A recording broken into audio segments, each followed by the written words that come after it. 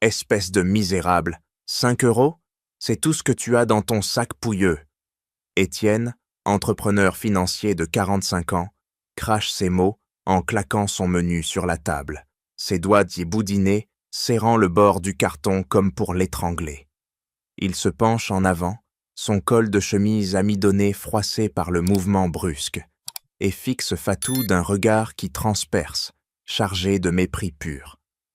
Fatou, femme de ménage sénégalaise de 35 ans, se raidit sur sa chaise, ses mains tremblantes, agrippant le rebord de sa jupe noire, usée jusqu'à ce que les veines saillent sur sa peau sombre. Elle ouvre la bouche, mais aucun son n'en sort d'abord, seulement un souffle court, comme si l'air du café s'était épaissi en poison. Je pensais que vous paieriez, comme vous l'aviez promis, murmure-t-elle enfin, sa voix basse mais ferme, tandis qu'elle fouille dans son petit sac en cuir craquelé, en extrayant un billet froissé de 5 € qu'elle pose sur la table d'un geste précis, presque rituel. Étienne éclate de rire, un rire guttural qui rebondit sur les murs invisibles du café, attirant les regards des clients alentour. Il attrape le billet d'un geste vif, le froisse entre ses doigts et le jette vers elle comme un déchet. Promis, à une bonne comme toi? Regarde-toi, avec ta peau noire et tes mains calleuses. Tu crois que je vais dépenser pour une immigrée qui nettoie les chiottes des riches? Il se redresse, ajustant sa cravate grise d'un coup sec, son menton levé, en un angle arrogant qui expose une cicatrice fine sous sa mâchoire. Souvenir d'une bagarre d'affaires, sans doute. Le serveur, un jeune homme en tablier blanc, s'approche d'un pas hésitant, son plateau tremblant légèrement dans ses mains. « Monsieur, madame, nous avons une politique, sans carte de crédit pour garantir, nous devons libérer la table. » Ces mots sortent monnaie mécanique, mais son regard fuyant évite Fatou, comme si elle était une tâche à effacer. Étienne frappe du poing sur la table, faisant teinter les tasses de vide. « Exactement. Allez, dégage, la Sénégalaise. Retourne à tes serpillières. 5 € pour un café ici. C'est une insulte. » Fatou sent la chaleur monter à ses joues, ses paupières clignant rapidement pour retenir les larmes qui menacent. Elle se lève lentement, ses jambes flageolantes sous elle, et ramasse le billet écrasé d'un mouvement fluide, le glissant dans sa poche comme un talisman brisé. Autour d'eux, les murmures s'élèvent. Un couple d'âge mûr, la soixantaine, échange des regards désapprobateurs, mais personne n'intervient. Une femme élégante ajuste ses lunettes, feignant l'indifférence, tandis qu'un homme plus âgé, costume froissé, tousse pour masquer son malaise. Fatou pivote sur ses talons, ses chaussures plates claquant faiblement sur le sol, mais avant de partir, elle se retourne une fraction de seconde, son regard croisant celui d'un homme assis à une table voisine. Vincent Moreau, milliardaire de 50 ans, propriétaire d'hôtel, qui sert sa tasse de café jusqu'à ce que ses jointures blanchissent, son visage impassible masquant une tempête intérieure. Étienne continue son assaut, se penchant vers le serveur. « Vous voyez, ces gens-là viennent ici pour profiter, pour voler nos places. Elle a probablement envoyé tout son salaire à sa famille en Afrique, et maintenant, elle joue les victimes. » Il ricane, croisant les bras sur sa poitrine large, son alliance en or étincelant sous la lumière. Fatou, dos tourné, sent chaque mot comme une lame dans le dos. Elle serre les dents, ses ongles s'enfonçant dans ses paumes, jusqu'à laisser des marques en croissant. Elle avance vers la sortie, mais son pied heurte le pied d'une chaise, la faisant trébucher légèrement. Un instant de vulnérabilité qui fait redoubler le rire d'Étienne. Vincent, toujours immobile, observe la scène, son pouce frottant machinalement le bord de sa montre en platine. Un tic nerveux qui trahit son agitation croissante. Il reconnaît Fatou, sa femme de ménage, celle qui a rendu 3 000 € trouvés dans sa veste sans un mot. Mais il reste assis, les lèvres pincées, laissant le silence complice l'envahir comme une marée montante. Fatou pousse la porte du café, l'air frais de Paris la giflant au visage, Mais à l'intérieur, la tension persiste, un fil tendu prêt à rompre. Étienne, victorieux, commande un autre café d'un geste impérial, ignorant les regards lourds qui pèsent sur lui. Pourtant, dans l'ombre de sa table, Vincent sent une fissure se former dans son armure de détachement, un regret naissant, acide, qui le ronge déjà. Fatou se redresse d'un coup sec, ses épaules carrées comme un rempart contre l'assaut verbal. Ses doigts d'eau relâchent enfin la jupe, mais pas avant d'avoir imprimé des marques rouges sur ses paumes. Une douleur muette qu'elle ignore, préférant fixer Étienne droit dans les yeux, son regard sombre et inflexible, transperçant le sien comme une lame affûtée. Le jour viendra où votre argent ne pourra plus masquer votre vide intérieur, lâche-t-elle d'une voix posée, chaque syllabe prononcée avec une clarté qui coupe l'air ambiant, un avertissement prophétique qui flotte un instant avant de s'enfoncer dans le silence. Étienne recule légèrement sur sa chaise, surpris par cette riposte inattendue, mais il se ressaisit vite, son poing s'abattant à nouveau sur la table avec un bruit sourd qui fait vibrer les couverts. « Ton vide ? Ha ! C'est toi qui es vide, avec tes 5 € pathétiques. Va-t'en avant que je ne te fasse escorter dehors comme une mendiante. » Il agite la main vers le serveur, qui hoche la tête nerveusement, son tablier se froissant sous ses doigts, crispé tandis qu'il s'avance d'un pas, murmurant « Madame, s'il vous plaît, la table doit être libérée. » Fatou ne flanche pas, elle pivote lentement, son corps entier tendu comme un arc prêt à relâcher sa flèche, et ramasse son sac d'un geste fluide, le serrant contre sa poitrine comme un bouclier. Ses pas sont mesurés, chaque claquement de ses chaussures sur le parquet résonnant comme un défi muet, aux murmures qui gonflent autour d'elle, des clients qui baissent les yeux, une femme qui ajuste son écharpe pour masquer son embarras, un homme qui tousse pour briser le malaise. Elle sent les regards peser sur son dos, mais refuse de courber l'échine, sa tête haute exposant la ligne fière de son cou, où une fine chaîne en or, héritage de sa mère à Dakar, scintille faiblement sous la lumière. Le serveur la suit d'un pas, tendant la main pour l'inviter à sortir, mais Fatou l'ignore, ses lèvres pincées en une ligne dure qui retient un torrent de mots non dits.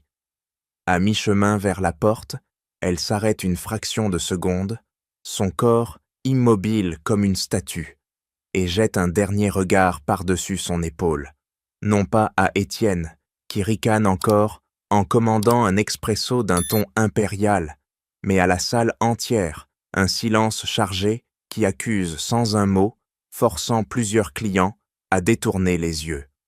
Vincent, toujours assis, sent ce regard effleurer le sien. Il serre sa tasse plus fort, le café brûlant mordant sa paume, mais il reste figé, son tic revenant, le pouce frottant la montre, plus rapide maintenant, comme un compte à rebours intérieur. Étienne, sentant la victoire s'effriter sous ce silence oppressant, hausse la voix une dernière fois. Regardez-la partir, la reine des serpillières. Elle pensait m'impressionner avec son accent africain. Mais ses mots tombent à plat, le rire forcé s'éteignant seul. Fatou pousse la porte d'un geste ferme, l'air parisien froid, la frappant au visage comme une gifle supplémentaire. Mais elle ne trébuche pas. Au contraire, elle accélère le pas dehors, ses poings serrés le long du corps, chaque respiration contrôlée pour dompter la rage qui bouillonne en elle. À l'intérieur, le café reprend son bourdonnement, mais une tension résiduelle plane, comme une ombre que personne n'ose nommer. Vincent observe la porte se refermer, son cœur cognant plus fort dans sa poitrine, le regret commençant à grignoter les bords de son indifférence. Fatou, dehors, s'appuie un instant contre le mur, ses ongles s'enfonçant dans la brique froide, mais elle se redresse vite, murmurant pour elle-même « La dignité ne s'achète pas ». Ce silence qu'elle a laissé derrière elle pèse plus lourd que n'importe quel cri, un poids invisible qui commence à ébranler les certitudes d'Étienne, même s'il feint l'arrogance en sirotant son café, son alliance tournant nerveusement autour de son doigt. Vincent sent le café amer remonter dans sa gorge, un goût acide qui lui brûle l'œsophage, tandis qu'il fixe la porte encore vibrante du départ de Fatou. Ses les doigts se crispent autour de la tasse, la porcelaine craquant presque sous la pression, et il relâche d'un coup, laissant une marque rouge sur sa paume, une brûlure superficielle qui n'est rien comparée à la morsure intérieure qui le ronge maintenant. « Comment ai-je pu rester assis comme un lâche ?» murmure-t-il pour lui-même, ses lèvres à peine remuant, tandis que son pouce reprend son frottement incessant sur la montre, plus frénétique, comme un métronome déréglé, comptant les secondes de son inaction. Étienne, de l'autre côté, sirote son espresso avec un sourire suffisant, ajustant sa cravate d'un geste machinal qui expose à nouveau sa cicatrice. Mais Vincent ne le voit plus. Son esprit replonge dans les couloirs de son hôtel particulier, où Fatou passe l'aspirateur avec une précision militaire, ses mouvements économes trahissant une vie de labeur. Il se souvient soudain des 3000 €, ces billets pliés qu'elle alla glisser discrètement sur son bureau, sans un regard en arrière, ses mains encore humides de l'eau de vaisselle. Elle aurait pu les garder, disparaître avec, et personne n'aurait su, pense-t-il, son front se plissant en une ride profonde qui creuse son visage buriné par les années d'affaires impitoyables. Mais c'est pire. Il revoit les directives qu'il a signées lui-même, ses coupes dans les heures supplémentaires pour les employés externes, un euphémisme pour les immigrés comme elle, justifié par des rapports TI comptables froids, réduction des coûts pour maximiser les profits. Ses poings se serrent sous la table, les ongles s'enfonçant dans la chair, et il sent une vague de nausée monter, pas seulement pour la scène qui vient de se jouer, mais pour sa propre complicité dans cette précarité qui l'a mené ici, avec 5 € pour unique bouclier. C'est ma faute en partie, admet-il intérieurement, son cœur cognant contre ses côtes comme un marteau accusateur, forçant son souffle à s'accélérer en rafales courtes. Le serveur passe près de lui, effaçant les traces de la table vide d'un coup de chiffon rapide, et Vincent l'interpelle d'une voix basse, tranchante. Cette femme, elle ne méritait pas ça. Le jeune homme hausse les épaules, son tablier se tendant sur son torse maigre. Politique de la maison, monsieur, sans garantie. Mais Vincent le coupe d'un regard glacial, son index tapotant la table en un rythme impatient, signifiant la fin de la conversation. Seul maintenant avec ses pensées, il extrait son téléphone de sa poche intérieure, ses doigts effleurant l'écran pour composer un message qu'il efface aussitôt, trop tôt, trop impulsif. Demain, quand elle viendra travailler, décide-t-il, son menton se relevant d'un geste résolu, imaginant déjà la confrontation dans le salon, aux meubles polis qu'elle astique chaque matin. La nuit tombe sur Paris, et Vincent rentre chez lui d'un pas lourd, sa montre tic-tacant comme un rappel incessant. Dans l'ombre de sa chambre, il s'assoit au bord du lit, ses mains tremblantes déboutonnant sa chemise, révélant une poitrine qui se soulève en respirations irrégulières. Des flashs reviennent, le billet froissé, le rire d'Étienne, le dos droit de Fatou s'éloignant.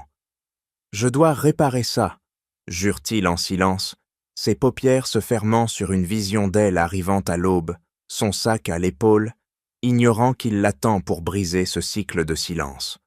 Le regret s'installe, tenace, comme une épine plantée dans sa chair, le poussant vers une résolution qui bouillonne déjà en lui, une confrontation inévitable qui pourrait tout changer. Étienne, de son côté, rentre chez lui en taxi, son alliance tournant toujours autour de son doigt, mais une pointe d'incertitude le pique maintenant, ses yeux se plissant dans le rétroviseur comme s'il sentait un regard invisible le juger. Vincent, éveillé jusqu'à l'aube, sent le poids de sa décision s'alourdir, son pouce enfin immobile sur la montre, attendant le lever du jour pour agir. Vincent claque la porte de son bureau d'un geste violent, le bois, résonnant comme un coup de tonnerre dans le silence de la villa. Ses pas martèlent le marbre du couloir, rapide et irrégulier, tandis qu'il arpente la pièce, son pouce reprenant son frottement compulsif sur la montre, creusant une marque rouge sur sa peau. « Elle va venir, et je dois être prêt », marmonne-t-il entre ses dents serrées, ses yeux scrutant l'horloge murale qui tic-tac impitoyablement, chaque seconde amplifiant l'angoisse qui lui tord les entrailles. La nuit a été un tourment. Des images de Fatou, dos tourné, billets froissés en main, se superposant à des rapports financiers qu'il a approuvés, des lignes froides justifiant les coupes salariales pour optimiser les ressources humaines. Un jargon qui masque maintenant sa propre hypocrisie. Il s'arrête devant la fenêtre, ses doigts agrippant le rebord, jusqu'à ce que le bois craque légèrement, imaginant Fatou franchissant le portail à l'aube, son sac usé à l'épaule, ignorant qu'il guette son arrivée comme un prédateur repentant. Et si elle ne vient pas, si cette humiliation l'a brisé au point de tout abandonner, pense-t-il, son front perlant de sueur malgré la fraîcheur matinale, son cœur battant un rythme désordonné qui lui comprime la poitrine. Il répète mentalement ces mots, une excuse brute, sans fioriture, pour avoir laissé Étienne la piétiner sous ses yeux. Mais les phrases se déforment dans son esprit, chargées de culpabilité pour les politiques qu'il a imposées, ces réductions d'heures qui ont vidé ses poches, la poussant vers ce piège d'un rendez-vous raté. La sonnette retentit enfin, un bourdonnement sec qui le fait sursauter. Il se précipite vers l'entrée, mais s'arrête net, forçant son souffle à se calmer, son index tapotant nerveusement sa cuisse. Fatou entre, clé en main, son pas mesuré trahissant une fatigue nouvelle, ses épaules légèrement voûtées, mais son menton relevé en un défi inconscient. Elle pose son sac dans le vestibule, d'un geste habituel, ses mains calleuses effleurant le cuir craquelé, et se dirige vers la cuisine, sans un regard en arrière. Vincent l'observe depuis l'ombre du couloir, son corps tendu comme un ressort, notant comment elle allume la machine à café d'un mouvement précis, ses doigts dansant sur les boutons avec une efficacité née de la routine. « Elle est là, malgré tout », se dit-il, une bouffée de soulagement mêlée à une honte plus profonde le traversant, forçant ses paupières à cligner pour chasser l'humidité naissante. Il avance d'un pas, puis recule, son pouce accélérant sur la montre, débattant intérieurement. L'approcher maintenant, ou attendre qu'elle commence son travail. Des souvenirs affluent, Fatou pliant son linge avec soin, évitant ses yeux lors des rares échanges. Sa voix toujours polie mais distante. Elle mérite plus que ça, admet-il, son poing se fermant jusqu'à ce que les jointures blanchissent, décidant enfin d'avancer. Mais avant qu'il ne parle, un tintement électronique brise le silence. Le téléphone de Fatou vibre dans son sac, un son strident qui la fait sursauter, ses mains se figeant sur le comptoir. Elle l'extrait d'un geste vif, son front se plissant devant l'écran allumé, une notification clignotante, un virement inattendu, quelques euros de source obscure, liés à un compte qu'elle ne reconnaît pas. « Qu'est-ce que c'est que ça ?» murmure-t-elle, ses lèvres se pinçant en une ligne fine, ignorant que Vincent, tapi dans l'ombre, tend l'oreille, son curiosité piquée comme une os d'aiguille. Qui lui envoie de l'argent maintenant? Et pourquoi? Il reste immobile, son souffle retenu, observant comment elle range le téléphone d'un geste hésitant, ses yeux trahissant une méfiance nouvelle. La tension monte en lui, un fil invisible reliant cette anomalie à des soupçons plus sombres sur ses propres affaires familiales. Ce n'est pas fini, pense-t-il, son pouce s'arrêtant enfin, prêt à franchir le seuil pour confronter non seulement son regret, mais cette énigme naissante qui pourrait tout bouleverser. Fatou reprend son travail, éponge en main, mais son corps reste alerte, comme si elle pressentait l'orage approchant. Fatou plonge l'éponge dans le seau d'un geste vif, l'eau savonneuse éclaboussant ses avant-bras nus, et la tord avec force, ses muscles tendus, saillant sous sa peau sombre comme des cordes prêtes à rompre. Elle s'agenouille sur le carrelage immaculé de la salle de bain, frottant les joints avec une vigueur qui expulse la frustration accumulée. Chaque mouvement, un exorcisme silencieux contre les échos du rire d'Étienne qui résonnent encore dans sa tête. Pas le temps pour les larmes, se dit-elle intérieurement, ses dents serrées jusqu'à ce que sa mâchoire lui fasse mal, se rappelant les appels nocturnes de sa mère. À Dakar, la voix fragile, demandant des nouvelles de l'argent envoyé, des euros gagnés à la sueur de ce labeur quotidien, pas pour des humiliations gratuites. Elle se relève d'un bond, ses genoux craquant légèrement, et passe à la chambre d'invité, redressant les oreillers d'un coup sec qui les fait gonfler comme des nuages d'effet. Ses pensées dérivent vers son frère cadet, étudiant en médecine grâce à ses virements mensuels, son visage anguleux apparaissant dans son esprit comme un phare. Pour lui, je tiens, affirme-t-elle en silence, ses doigts dits lissant les draps avec une précision chirurgicale, effaçant toute trace de pli, comme on efface les stigmates de la veille. Malgré la fatigue qui alourdit ses paupières, elle accélère le rythme, son corps un mécanisme bien huilé, refusant la défaite, incarnant cette fraternité française qu'elle a adoptée comme un credo personnel, aider les autres, même quand on est au bord du gouffre. Un coup à la porte du jardin la fait sursauter. Elle s'essuie les mains sur son tablier et ouvre, révélant sa voisine immigrée, une malienne d'une quarantaine d'années, tenant un enfant fiévreux dans les bras. « Fatou, s'il te plaît, tu as du paracétamol? Mon petit brûle, » supplie la femme, sa voix tremblante. Fatou n'hésite pas, elle fouille dans son sac personnel, extrayant une boîte entamée d'un geste rapide, et l'attend sans un mot de trop, ses yeux transmettant une solidarité muette. « Prends tout, et appelle-moi si ça empire », ordonne-t-elle d'une voix ferme, posant une main sur l'épaule de la femme, un contact bref mais chargé de force, comme pour transfuser sa propre résilience. L'enfant tousse faiblement, et Fatou sent une pointe au cœur, se rappelant ses propres nuits à veiller sur des neveux au Sénégal, loin des lumières de Paris. La voisine repart, et Fatou referme la porte d'un clic décisif, retournant à son travail avec une énergie renouvelée, polissant les miroirs jusqu'à ce que son reflet, yeux déterminés, lèvres pincées, lui renvoie une image de guerrière, pas de victime. Elle pense à cette quête de fraternité qu'elle vit au quotidien, les échanges avec d'autres aides ménagères lors des pauses, partageant des recettes ou des conseils sur les visas, formant un réseau invisible contre l'isolement. Nous sommes d'âme plus forts ensemble, se convainc-t-elle, ses ongles grattant une tache tenace sur le lavabo, transformant la corvée en acte de rébellion personnelle. Soudain, son téléphone vibre à nouveau dans sa poche, un bourdonnement insistant qui la fait figer.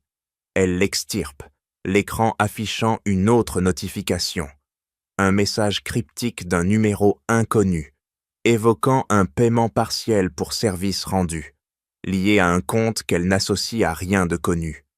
Des sourcils se froncent, une méfiance instinctive la traversant comme un courant électrique, ses doigts hésitant sur l'écran avant de verrouiller l'appareil d'un tapotement sec. « Pas maintenant », décide-t-elle, rangeant le téléphone et reprenant son chiffon. Mais l'intrigue s'installe, un ver dans son esprit, la poussant à se demander si cette anomalie n'est pas liée à des ombres plus grandes dans cette ville-là qu'elle nettoie si méticuleusement. Elle accélère, finissant la pièce d'un tourbillon d'efficacité, son corps refusant de plier, prêt à affronter ce qui viendra. Une force intérieure qui la porte, invisible mais inébranlable. Vincent, de l'autre côté du mur, entend les bruits étouffés de son labeur, son hésitation grandissant, son pouce immobile pour la première fois, sentant que le moment de l'approche est imminent, chargé d'une énigme qu'il ne soupçonnait pas.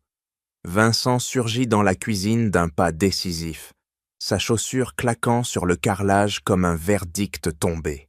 « Fatou, attendez !» lance-t-il d'une voix rauque, ses mains ouvertes en un geste d'apaisement forcé, mais ses épaules tendues trahissent la tempête qui l'agite. Fatou se fige, éponge en main, l'eau goûtant sur le sol en petites flaques accusatrices. Elle pivote lentement, son regard perçant le sien sans ciller, ses lèvres se pinçant en une barrière invisible contre l'intrusion. « Monsieur Moreau, vous êtes la taupe, répond-elle d'un ton neutre, mais ses doigts serrent sur l'éponge jusqu'à ce que le savon mousse entre eux l'uniter, une défense instinctive contre cette confrontation inattendue. Il s'avance d'un pas, son pouce effleurant une dernière fois sa montre avant de s'immobiliser, et débite ses mots comme des balles. Hier, au café, j'ai vu cet homme vous humilier, et je n'ai rien fait. C'était lâche, inexcusable. Sa voix craque sur le dernier mot, son front se plissant en rides profondes, exposant une vulnérabilité qu'il n'a pas montrée depuis des années d'affaires impitoyables. Fatou lâche l'éponge dans le seau d'un geste sec, le bruit résonnant comme un point final, et croise les bras sur sa poitrine, ses muscles se contractant sous son tablier.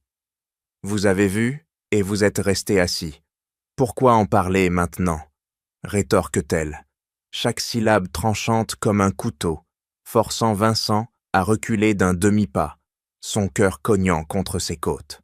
« Parce que vous méritez mieux.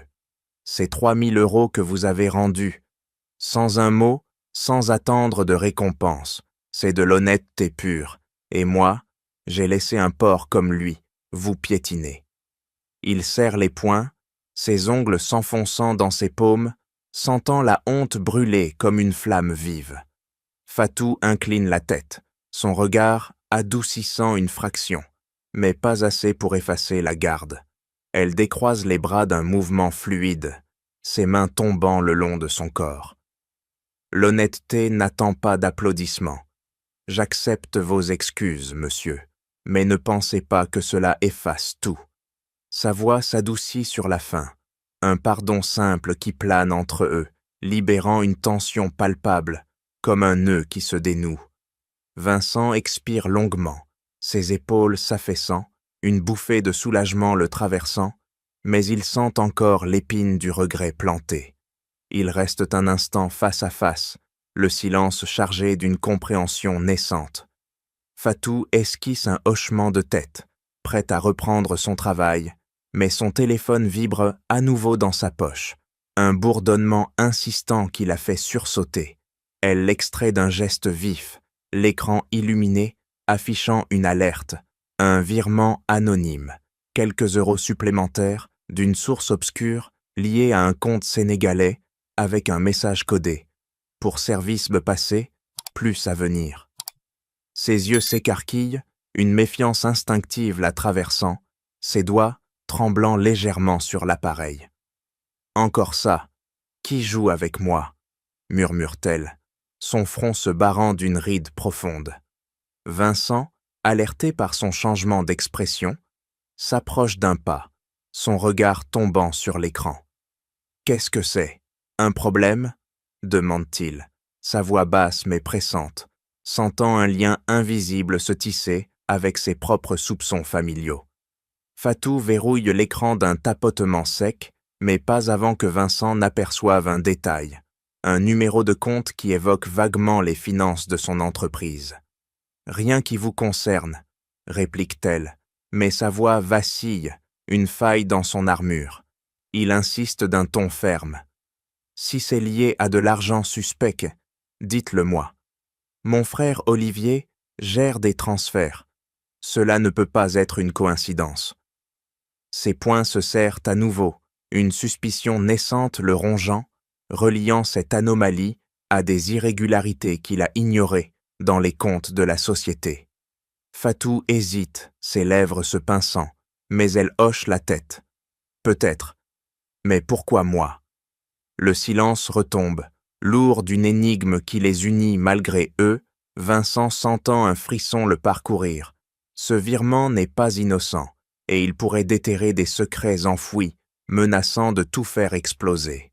« Nous devons vérifier, » conclut-il, son pouce reprenant son tic, mais plus lent, comme un compte à rebours vers l'inconnu. Fatou range le téléphone, son regard durci par la détermination, prêt à plonger dans cette ombre qui s'étend. Qu'est-ce que cet immigré fait dans mon bureau? Olivier, directeur financier de 48 ans, frère cadet de Vincent, aboie ces mots en claquant la porte vitrée de la tour de la Défense, ses doigts noueux serrant un dossier épais comme pour l'étrangler. Il s'avance d'un pas martial, sa cravate rouge sang nouée trop serrée autour d'un cou épais, et fixe Fatou avec un regard venimeux qui la cloue sur place, ses lèvres retroussées en un rictus de dégoût pur. Fatou, debout près du bureau de Vincent, sent un frisson glacé lui remonter l'échine. Elle redresse le dos d'un mouvement sec, ses mains se crispant sur le bord du meuble, refusant de reculer face à cet assaut. « Je discute avec votre frère, monsieur. Cela ne vous regarde pas, » réplique-t-elle d'une voix tranchante, chaque mot comme une parade contre l'hostilité qui émane de lui. Olivier ricane, un son guttural qui rebondit sur les murs froids et jette le dossier sur le bureau d'un geste violent, les papiers s'éparpillant en une cascade chaotique. Discuter? Avec une bonne comme toi? Vincent, qu'est-ce que c'est que cette farce? Il pivote vers son frère, qui se tient en retrait, ses poings serrés jusqu'à ce que les veines saillent sur ses avant-bras. Vincent avance d'un pas, son index pointé comme une arme. « Olivier, arrête ça tout de suite.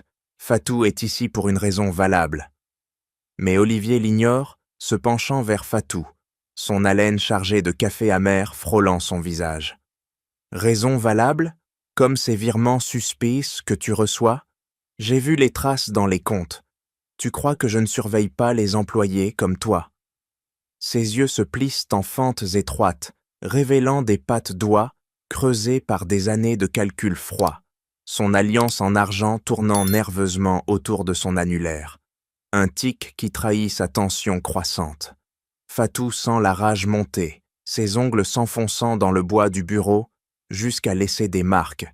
Elle ne flanche pas, son regard rivé au sien. « Surveillez? Où cachez vos magouilles? Ces virements viennent de nulle part, et maintenant vous m'accusez? » Olivier frappe du poing sur les papiers épars, les faisant voler, et se rapproche d'un pas menaçant, sa voix baissant en un murmure venimeux. « Magouille, tu n'es qu'une pièce dans le puzzle, une immigrée qui profite du système. J'ai coupé tes heures pour une raison.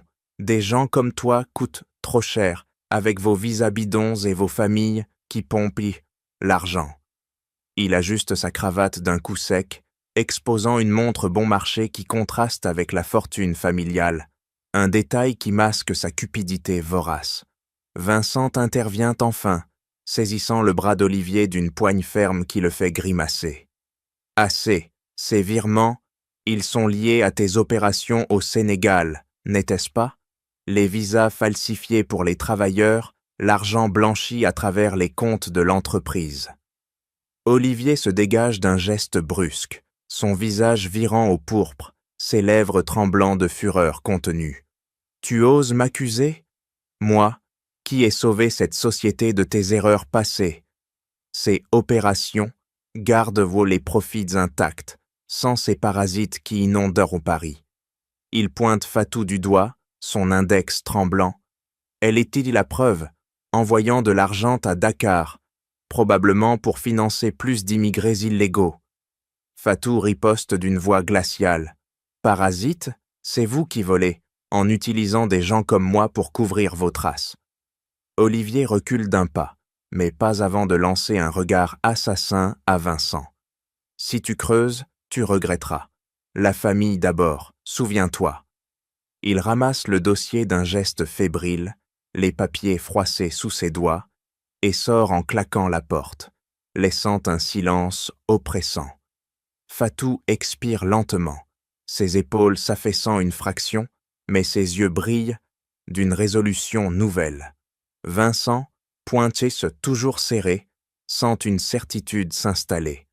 Olivier cache un réseau de blanchiment, utilisant des visas fictifs pour masquer des flux illicites, une trahison qui menace tout. « Il faut l'arrêter », murmure-t-il, son regard croisant celui de Fatou, scellant une alliance fragile contre l'ombre grandissante.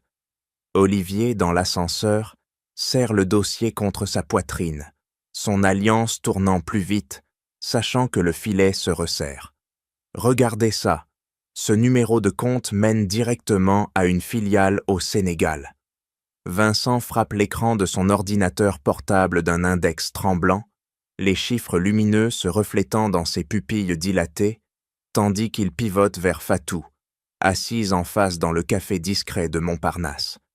Fatou se penche en avant, ses doigts effleurant le bord de la table jusqu'à ce que le bois grince, son souffle s'accélérant en scrutant les lignes de code qu'il a extraites des serveurs de l'entreprise. Un hack discret via un contact anonyme. C'est lié à Olivier. Ces virements, il masque des flux pour des visas falsifiés, murmure-t-elle, sa voix basse mais coupante, ses ongles tambourinant un rythme irrégulier sur sa tasse, trahissant une impatience bouillonnante. Vincent hoche la tête, son pouce reprenant son frottement sur la montre, plus lent, calculé. Nous devons creuser plus profond. Commencez par vos contacts à Paris. Ils sortent d'un bond, Vincent claquant le portable fermé comme un coffre scellé, et se dirige vers un immeuble délabré du 18e arrondissement, où Fatou frappe à une porte écaillée d'un coup sec. Une femme d'une quarantaine d'années, immigrée ivoirienne, ouvre ses yeux méfiants se plissant avant de s'adoucir en reconnaissant Fatou. « Entre, sœur, qu'est-ce qui t'amène avec cet homme ?» demande-t-elle, son accent chantant contrastant avec la tension dans l'air.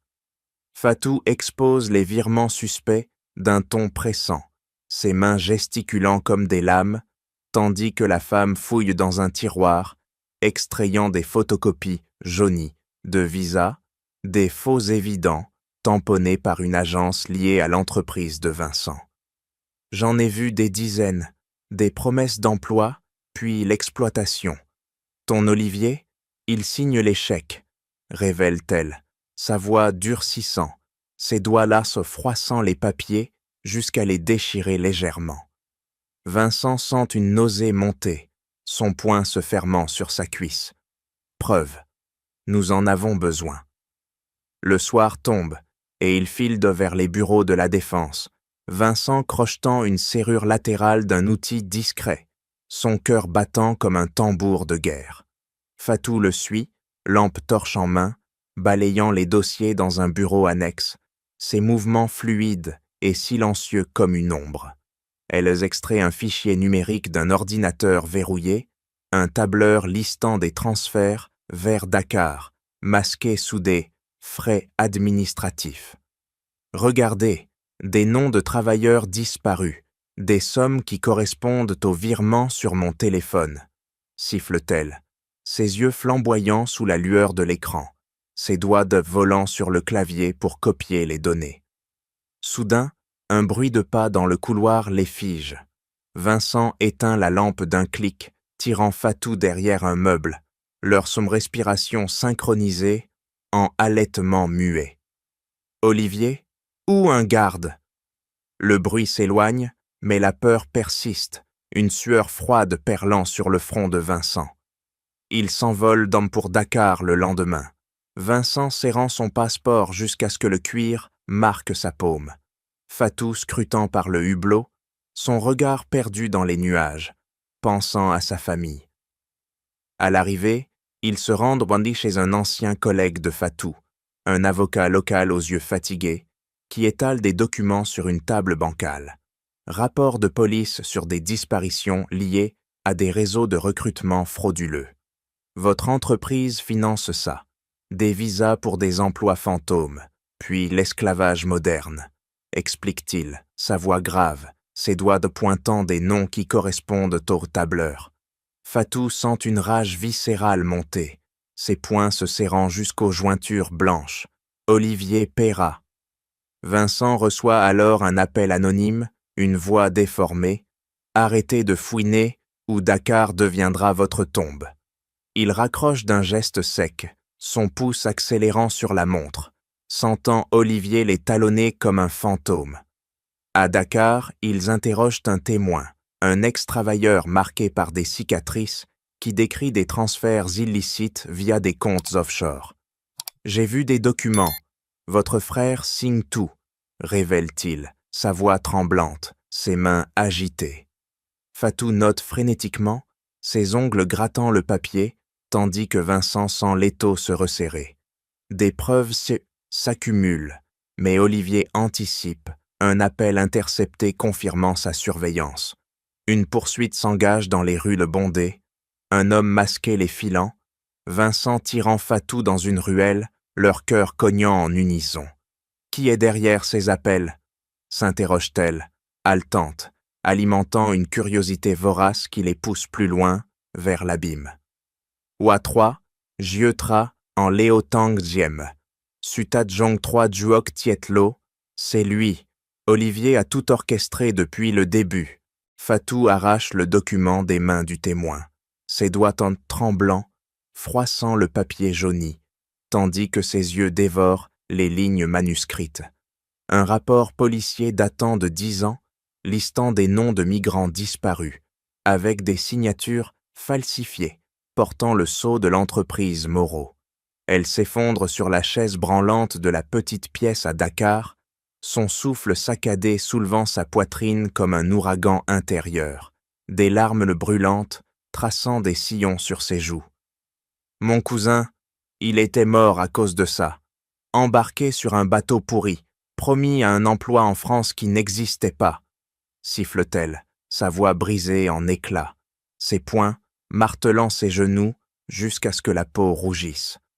Vincent, debout près d'elle, sent un vertige le saisir.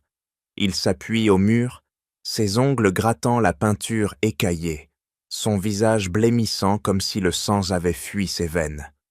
10 ans, et il a utilisé les fonds de la société pour blanchir l'argent de ses trafiquants, murmure-t-il, son pouce figé sur sa montre pour la première fois, une paralysie qui reflète le choc absolu. Le témoin, un vieil homme aux yeux caves, hoche la tête d'un geste lent, ses mains ridées tendant une photo fanée. Un groupe de migrants, dont le cousin de Fatou, souriant naïvement avant le voyage fatal. Votre frère a signé les contrats, des visas bidons pour des emplois fantômes, l'argent recirculé via des comptes offshore. Des dizaines de morts, noyés ou exploités. Il a trahi sa propre famille pour grossir ses poches. Fatou saisit la photo d'un geste convulsif, ses doigts caressant le visage effacé par le temps, une douleur viscérale lui tordant les entrailles comme une lame rouillée. « Pourquoi ? Pourquoi ?» crache-t-elle, sa voix montant en un crescendo de rage, ses épaules secouées de sanglots, retenues qui la font trembler, entière. Vincent s'agenouille près d'elle, sa main hésitant avant de se poser sur son épaule, un contact ferme mais tremblant. Pour le pouvoir, il a détourné des millions, masquant tout sous des investissements africains. Et maintenant, ces virements sur ton téléphone, c'était des appâts pour nous piéger.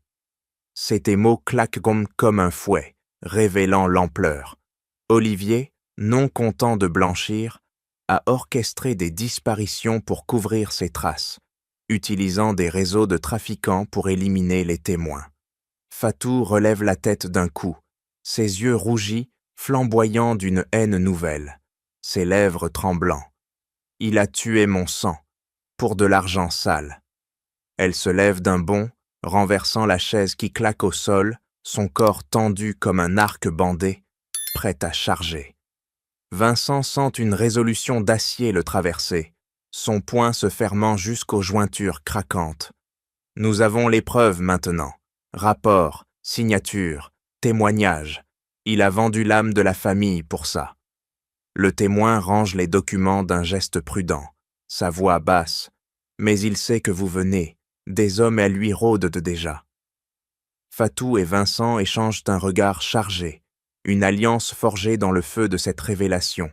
Elle essuie ses larmes d'un revers de main, sa détermination durcissant ses traits comme du granit. Rentrons à Paris. Il paiera pour chaque vie brisée, déclare-t-elle, sa voix un serment implacable.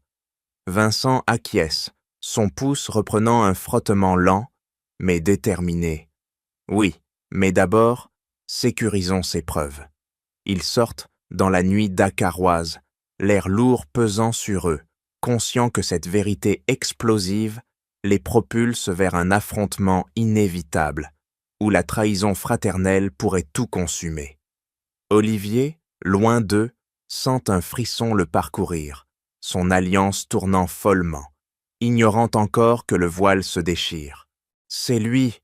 Olivier a tout orchestré depuis le début. Fatou arrache le document des mains du témoin, ses doigts tombent tremblants, froissant le papier jauni, tandis que ses yeux dévorent les lignes manuscrites. Un rapport policier datant de 10 ans, listant des noms de migrants disparus, avec des signatures falsifiées portant le sceau de l'entreprise Moreau. Elle s'effondre sur la chaise branlante de la petite pièce à Dakar, son souffle saccadé soulevant sa poitrine comme un ouragan intérieur, des larmes brûlantes traçant des sillons sur ses joues. Mon cousin, il est des morts à cause de ça. Embarqué sur un bateau pourri, promis à un emploi en France qui n'existait pas, siffle-t-elle, sa voix brisée en éclats, ses poings martelant ses genoux jusqu'à ce que la peau rougisse.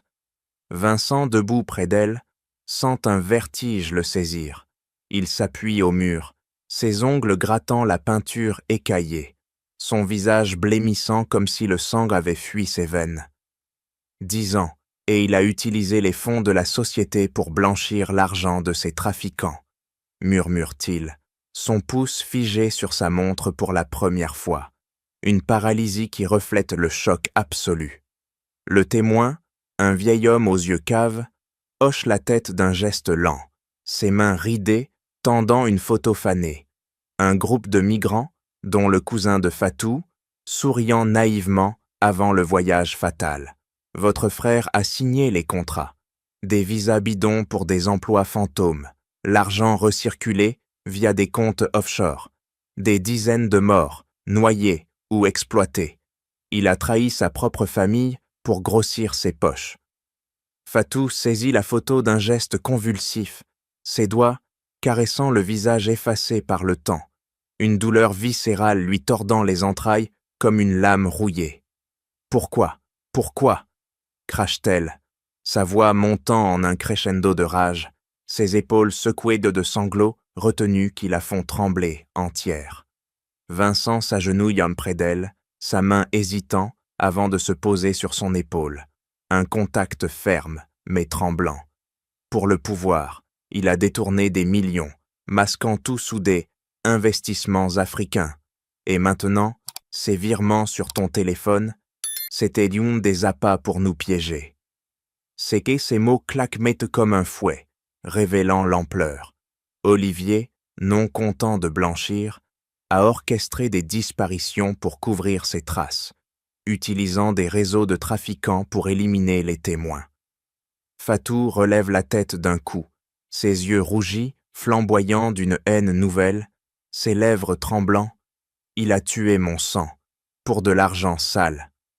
Elle se lève d'un bond, renversant la chaise qui claque au sol, son corps tendu comme un arc bandé, prêt à charger. Vincent sent une résolution d'acier le traverser, son poing se fermant jusqu'aux jointures craquantes. Nous avons les preuves maintenant. Rapport, signature, témoignage. Il a vendu l'âme de la famille pour ça. Le témoin range les documents d'un geste prudent, sa voix basse. Mais il sait que vous venez. Des hommes à lui rôdent déjà. Fatou et Vincent échangent un regard chargé, une alliance forgée dans le feu de cette révélation. Elle essuie ses larmes d'un revers de main, sa détermination durcissant ses traits comme du granit. Rentrons à Paris, il paiera pour chaque vie brisée, déclare-t-elle, sa voix un serment implacable. Vincent acquiesce, son pouce reprenant un frottement lent, mais déterminé. Oui, mais d'abord, sécurisons ces preuves. Ils sortent, dans la nuit dakaroise, l'air lourd pesant sur eux, conscients que cette vérité explosive les propulse vers un affrontement inévitable, où la trahison fraternelle pourrait tout consumer. Olivier, loin d'eux, sent un frisson le parcourir, son alliance tournant follement, ignorant encore que le voile se déchire. Vous êtes un monstre, Olivier. Vous avez tué mon cousin pour couvrir votre blanchiment. Fatou crache ces mots en poussant la porte du bureau d'Olivier à la défense, ses poings serrés comme des marteaux prêts à frapper, son corps entier vibrant d'une fureur qui lui coupe le souffle. Olivier, assis derrière son bureau massif, relève la tête d'un coup sec, ses yeux s'écarquillant une fraction avant de se durcir en fentes assassines. Il bondit sur ses pieds, renversant une tasse de café qui se brise au sol en éclats tranchants. « Toi, comment oses-tu entrer ici ?» gronde-t-il, sa main plongeant dans un tiroir ouvert en extrayant un pistolet compact qu'il pointe d'un geste fluide, le canon tremblant légèrement sous l'adrénaline. Fatou sent un froid mortel l'envahir, mais elle avance d'un pas, ses ongles s'enfonçant dans ses paumes jusqu'au sang. Les preuves sont là. Rapport, signature, mort, sur votre conscience. Vous avez utilisé les visas pour laver l'argent, sacrifiant des vies pour vos poches.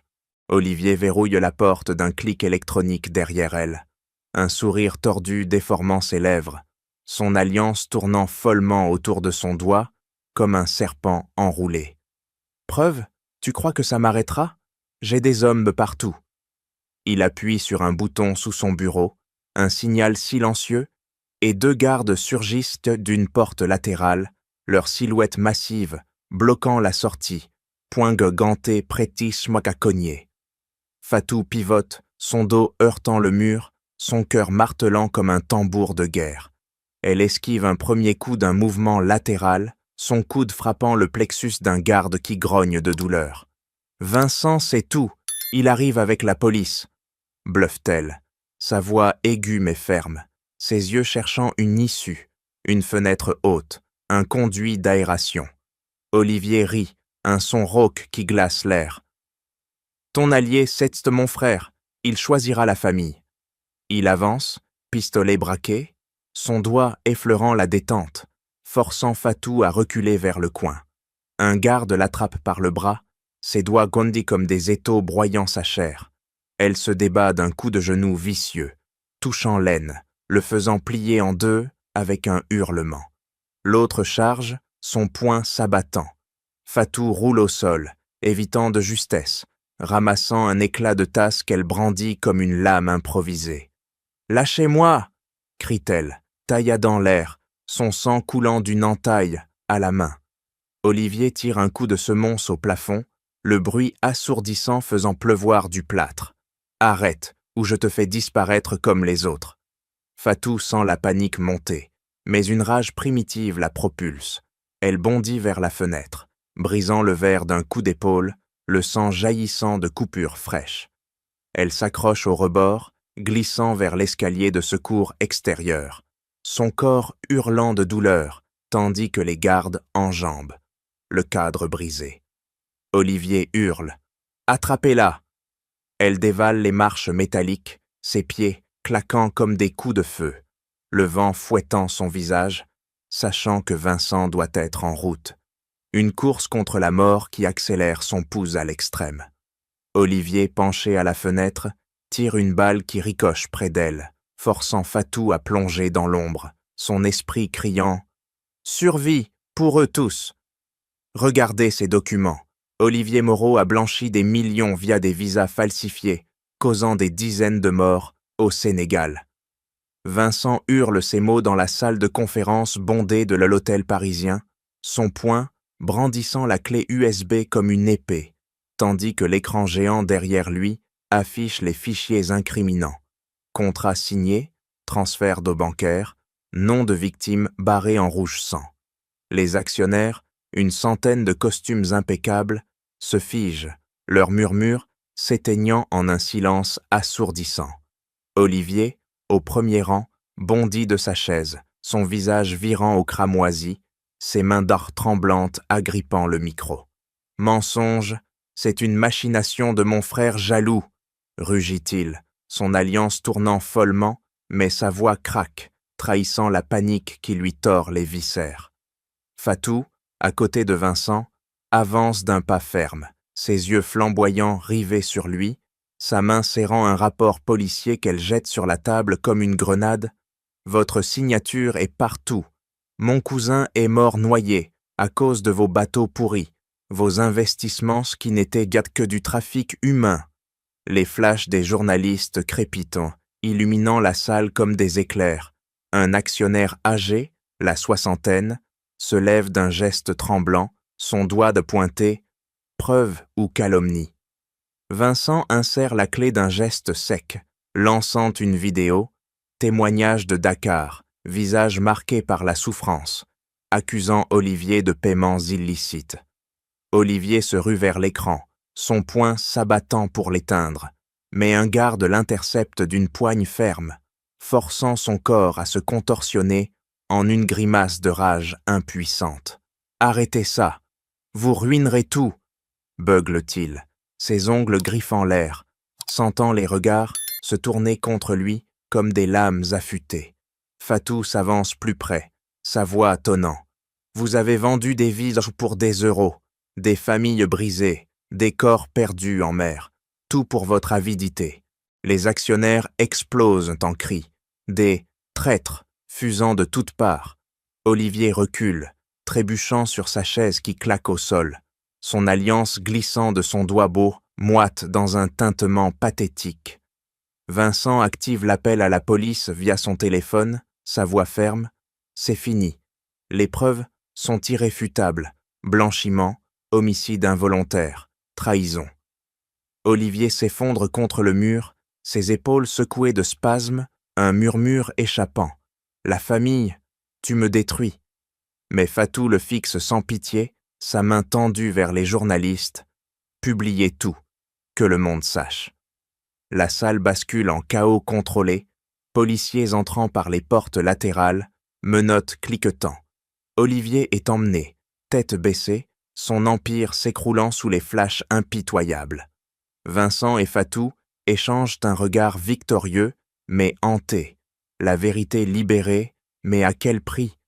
La foule applaudit sporadiquement, un vent de justice balayant la salle, scellant la chute irrémédiable. Les menottes claquent autour des poignets d'Olivier, un bruit métallique qui résonne comme un glas dans le couloir du tribunal parisien, ses épaules s'affaissant sous le poids invisible de la défaite. Il trébuche en avant, tiré par deux policiers aux visages impassibles, son alliance glissant une dernière fois autour de son doigt d'yeux, moite avant de tomber au sol dans un tintement ignoré. « Non, pas comme ça », murmure-t-il, sa voix étouffée par la honte qui lui serre la gorge, ses yeux fuyant les flashs des caméras qui le mitraillent comme des balles. Le juge, d'une voix tonnante, assène le verdict. Coupable de blanchiment d'argent, trafic d'êtres humains et homicide involontaire. 20 ans de ferme, confiscation de tous les biens. Olivier s'effondre sur le banc, son corps secoué de spasmes, sentant les murs se refermer comme un tombeau. Plus de pouvoir, plus de comptes offshore, seulement des barreaux froids qui attendent. Vincent observe depuis le fond de la salle, son pouce immobile sur sa montre pour la première fois, en des mois. Une libération amère traversant son corps comme un vent glacial. Il sent la trahison fraternelle se dissoudre en justice, mais une cicatrice reste, pulsant dans sa poitrine. Fatou, assise à ses côtés, se lève d'un geste fluide, ses mains tremblant légèrement, tandis qu'elle serre un dossier de bêtises. Liste de victimes, famille à indemniser. C'est fait. Il paie enfin, déclare-t-elle d'une voix ferme, ses yeux secs mais brillants d'une satisfaction dure, gagnée au prix de nuits blanches et de plaies comètes rouvertes. Les policiers l'emmènent, Olivier jetant un dernier regard suppliant à Vincent. « Frère, aide-moi. » Mais Vincent détourne les yeux, son poing se fermant jusqu'aux jointures blanches, scellant le rejet définitif. Dehors, les journalistes assaillent Fatou et Vincent, micros tendus comme des lances. Elle répond d'une voix claire. Les victimes auront des réparations, des fonds saisis pour des familles brisées au Sénégal. Vincent signe les ordres de transfert d'un trait de plume décisif. Des millions redirigés vers des orphelins, des veuves. Chaque euro, un baume sur des blessures ouvertes. Fatou sent une chaleur monter en elle. Pas de joie, mais d'équilibre restauré, ses épaules se redressant comme un fardeau allégé. Les nœuds se dénouent. Visas annulés, réseaux démantelés par des raids internationaux, complices arrêtés dans l'ombre. Olivier, en cellule, fixe le mur gris, son esprit brisé par la chute, regrettant chaque signature fatale. Vincent expire longuement, sentant la famille se reformer sans lui, une paix fragile naissant des ruines. Fatou touche son bras d'un geste bref. Justice servie. Ils sortent dans la lumière, le poids du passé s'allégeant, prêt pour la reconstruction. Vincent signe le décret d'un trait de plume acéré, le papier craquant sous la pression comme une promesse scellée dans le marbre. Des millions saisis à Olivier, redirigés vers un fonds nouveau, dédié aux migrants exploités, bourses pour des formations, aide médicale, logement en France et au Sénégal. Il relève la tête d'un geste résolu, ses yeux croisant ceux de Fatou dans la salle de réunion vide, son pouce enfin au repos sur sa montre, une paix naissante apaisant le tic incessant. Pour réparer, pas seulement pour toi, mais pour tous ceux qu'il a brisés, déclare-t-il d'une voix grave, ses épaules se redressant comme un fardeau allégé, imaginant des familles, à Dakar, recevant des virements légaux, des vies reconstruites pierre par pierre. Fatou hoche la tête, ses mains posées à plat sur la table, sentant une chaleur monter en elle, non de vengeance, mais d'un avenir possible, ses doigts effleurant un contrat fraîchement imprimé. Il pousse le document vers elle d'un geste fluide. Gère l'hôtel de Marseille, forme des équipes mixtes, migrants inclus. Politiques internes changées, salaire juste, heures de protégés, plus de coupes discriminatoires. Fatou saisit le papier d'un mouvement vif, ses yeux dévorant les clauses, une bouffée d'espoir lui serrant la gorge comme une étreinte bienvenue. Elle voit déjà des chambres remplies de rires, des employés comme elle promus, brisant les chaînes invisibles. « Je le ferai. Pour mon cousin, pour les autres ?» répond-elle, sa voix ferme mais vibrante, ses ongles traçant une ligne imaginaire sur le contrat, marquant son engagement. Vincent se lève, contournant la table pour poser une main sur son épaule. Un contact bref mais chargé. Et le fond, tu en seras la voix. Des missions à Dakar, pour former, pour guérir. Fatou sent une larme unique couler, qu'elle essuie d'un revers sec, refusant la faiblesse.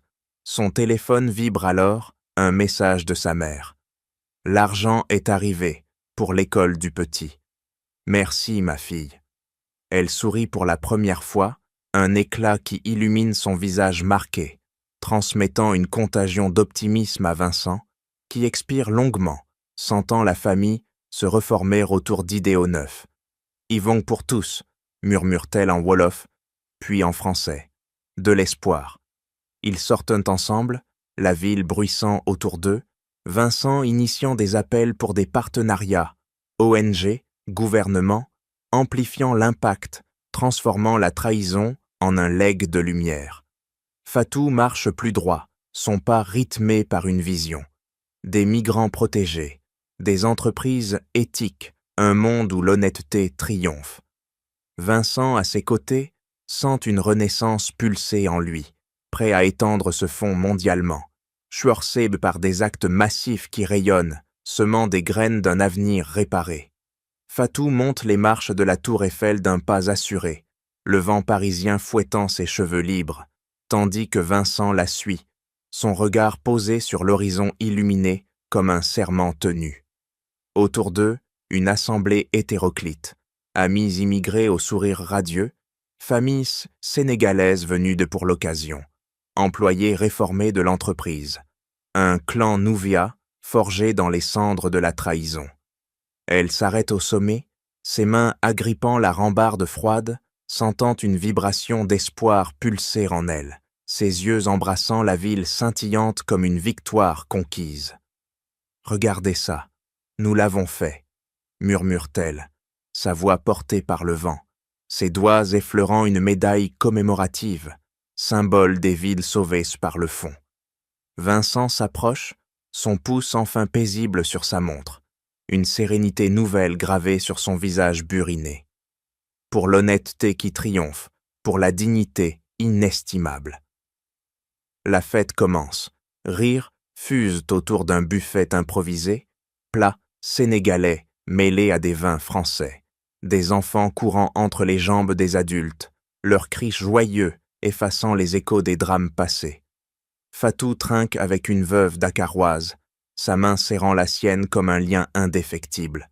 Votre fils étudiera maintenant, grâce aux bourses. Plus de chaînes. La femme hoche la tête, larmes aux yeux, une étreinte scellant la gratitude. Vincent, de son côté, adresse un toast d'une voix ferme. Nous avons appris que la vérité libère, que la justice élève. Dignité est priceless. Elle ne s'achète pas, elle se défend. Les applaudissements crépitent, un feu d'artifice éclatant au loin comme un écho visuel, illuminant leurs visages d'une lueur triomphante. Fatou sent une plénitude l'envahir, ses épaules détendues pour la première fois, visualisant l'hôtel de Marseille florissant sous sa direction, des migrants formés devenant leaders. « Passez le flambeau », dit-elle à d'un jeune employé, sa voix un legs vivant, transmettant la leçon. L'honnêteté surmonte les préjugés, la fraternité guérit les fractures.